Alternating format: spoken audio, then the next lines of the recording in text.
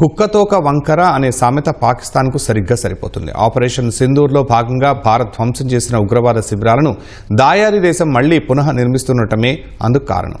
పీఓకేతో పాటు దాని చుట్టుపక్కల ప్రాంతాల్లో ఉగ్ర శిబిరాలను, శిక్షణ కేంద్రాలను దాయాది మళ్లీ నిర్మిస్తోందని జాతీయ మీడియా ఓ కథనం ప్రచురించింది. భారత నిఘా నుంచి తప్పించుకునేందుకు దట్టమైన అడవుల్లో, ఎత్తైన ప్రదేశాల్లో వాటిని నిర్మిస్తోందని తెలిపింది.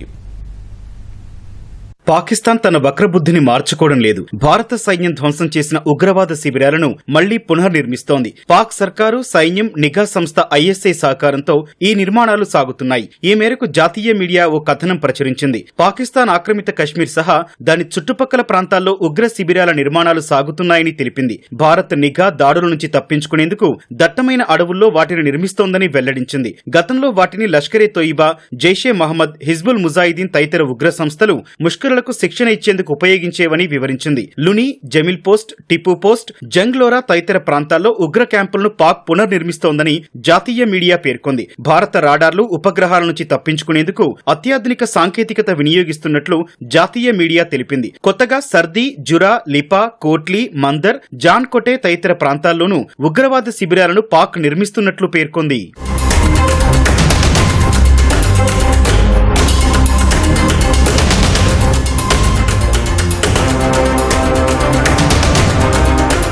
భారత్ చేపట్టిన ఆపరేషన్ సింధూర్ను దృష్టిలో ఉంచుకుని మినీ ఉగ్రవాద శిక్షణా కేంద్రాలు నిర్మించాలని పాక్ నిఘా సంస్థ ఐఎస్ఐ సూచించినట్లు తెలిపింది. సైనికులతో భద్రత ఏర్పాటు చేయాలని యోచిస్తున్నట్లు సమాచారం. పంజాబ్ ప్రావిన్స్లోని బహవల్పూర్లో ఇటీవల ఐఎస్ఐ అధికారులు, ఉగ్రవాద సంస్థలకు చెందిన సీనియర్ కమాండర్ల మధ్య అత్యున్నత స్థాయి సమావేశం జరిగినట్లు భారత నిఘా వర్గాలు గుర్తించాయి. పాకిస్తాన్తో పాటు కశ్మీర్లో మళ్లీ రిక్రూట్మెంట్ ప్రారంభించాలని నిర్ణయించినట్లు జాతీయ మీడియా పేర్కొంది. ఉగ్రవాదుల శిబిరాల నిర్మాణాలను ఐఎస్ఐ పర్యవేక్షిస్తోందని తెలిపింది.